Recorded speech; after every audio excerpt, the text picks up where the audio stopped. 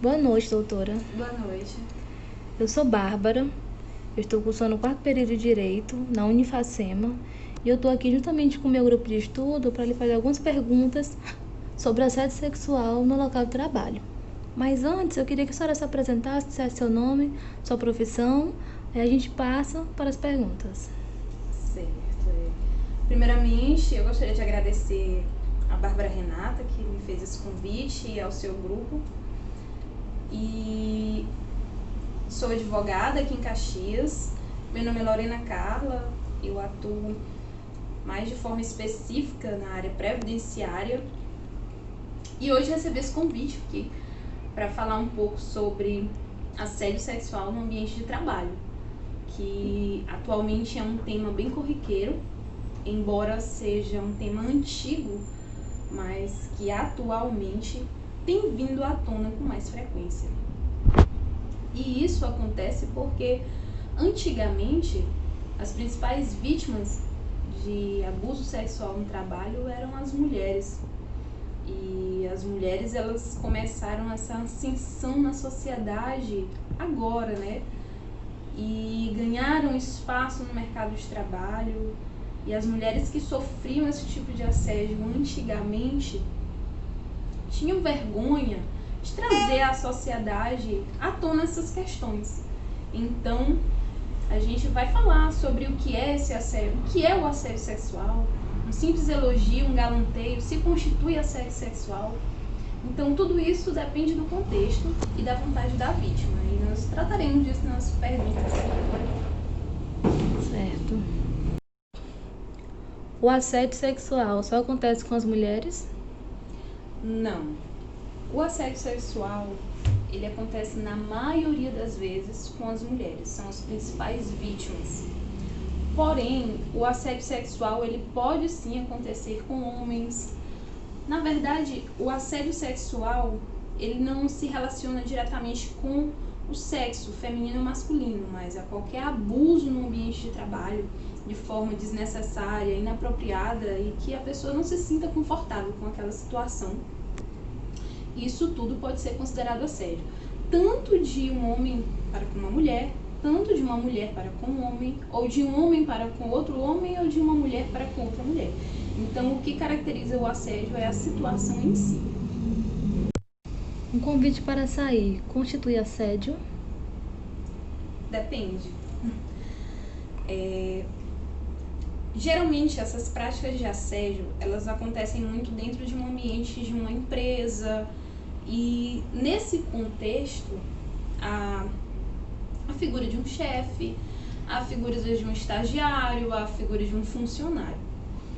Mesmo que um convite parta de um chefe para uma funcionária, por exemplo, que é hierarquicamente superior ao cargo, não é considerado assédio, um simples convite.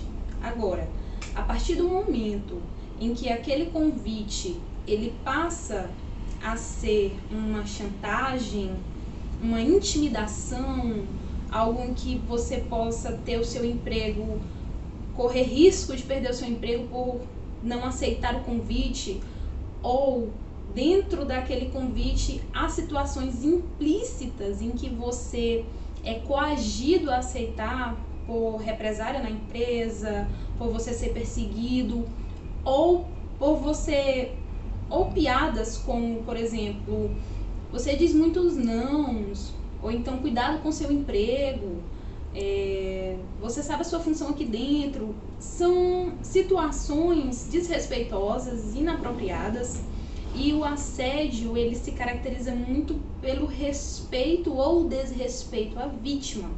Se a vítima se sente à vontade de aceitar aquele convite do chefe para ir naquela saída, naquele jantar, tudo bem, não é considerado assédio, porque é o desejo dela. Agora, a partir do momento em que você expõe a sua vontade de não ir, não aceitar, e aquela situação se tornou desagradável, aí já é considerado assédio. E se já tiver havido envolvimento entre aquelas duas pessoas, continua a ser assédio? Sim, continua.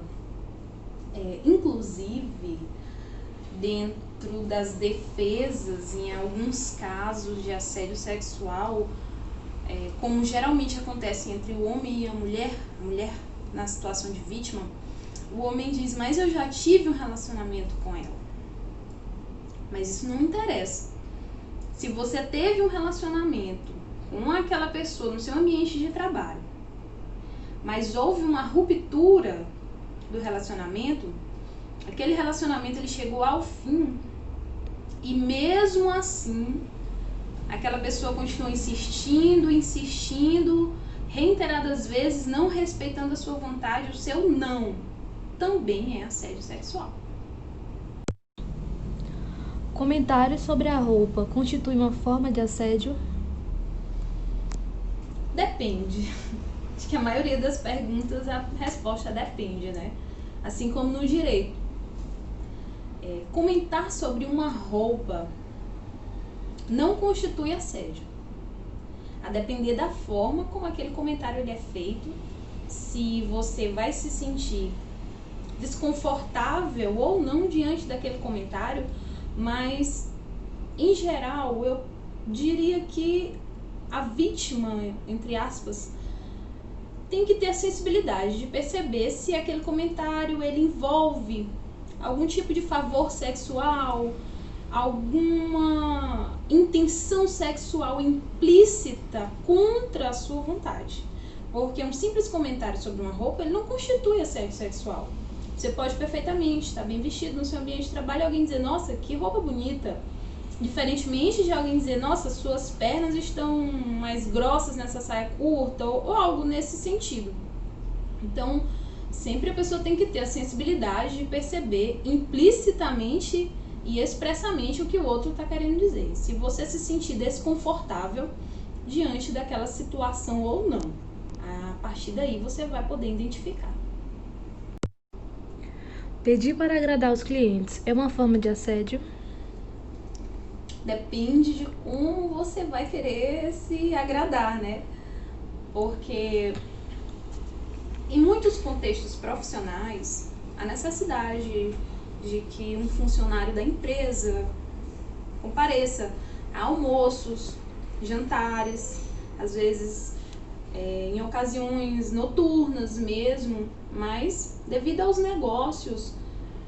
Agora, se você está em uma situação onde você não quer ir, você está sendo obrigado a comparecer naquela ocasião, mas não por uma questão profissional, mas por conta de algo implícito que você perceba, já se constitui assédio, porque o assédio é aquilo que não pode ser dado ao sexo oposto. Mas como assim? Por exemplo, eu sou uma mulher e lá terá um jantar de negócios com homens. Então, apenas a mulher da empresa que tem que comparecer. Um homem, no caso, não poderia comparecer. Então, há uma discriminação em relação ao sexo oposto. Então, isso tem que ficar muito bem claro. Você tem que ter a sensibilidade de perceber isso. Porque se você se sentiria desconfortável numa situação dessa e acha que isso foge aos negócios, à questão profissional, aí sim, já pode sim se constituir assédio e tem que ser visto realmente com sensibilidade essa situação. Acender a pornografia no local de trabalho é assédio? Não.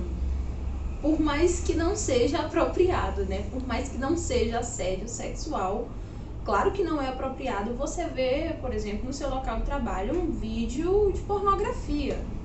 É uma questão ética. Porém, embora não seja assédio em si, em regra, se você divide uma sala, um mesmo espaço de trabalho com outras pessoas ou uma outra pessoa, e aquela pessoa se sinta desconfortável com aqueles vídeos que você venha a ver ou mostre a ela tem o direito de se queixar. Até aí não constitui assédio. Se a pessoa chegou para você, se queixou daquela situação, e mesmo assim você continuou a repetir, continuou a ver aqueles vídeos de pornografia, continuou a expor esses vídeos para que a pessoa visse também, aí sim já constitui assédio. porque já envolve um terceiro, já envolve uma situação totalmente desrespeitosa e muito íntima, né?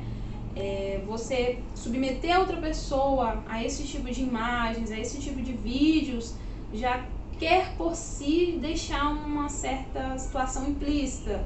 Então isso sim já pode se constituir assédio. Lembrando que a pessoa tem que chegar primeiro e se queixar. E a partir daí, se continuar, vier reiteradas vezes repetidas, aí sim pode ser considerado assédio. Contato físico, abraços, beijos, é considerado assédio? Não, a depender também do caso, né? Um beijo, um abraço, a depender do contexto. Como aqui nós estamos falando em um ambiente de trabalho, você pode perfeitamente estar passando por um momento difícil, momento de perda ou algo que requer que o outro lhe dê um conforto emocional. Então, não há problema algum seu chefe ou não, o seu amigo do trabalho, chegar e lhe dar um abraço confortando você, ou lhe receber com um simples beijo no rosto, mas algo sem intenções. Agora, a partir do momento em que você se sente desconfortável com esse tipo de contato, alguém que chega e lhe abraça todo momento, sem nenhuma razão de ser, e aquilo causa em você um mal-estar, aí sim já pode ser considerado assédio, porque o assédio sexual ele se baseia nisso, na vontade da vítima. Se você não respeita a vontade da vítima, é porque você já está cometendo um assédio.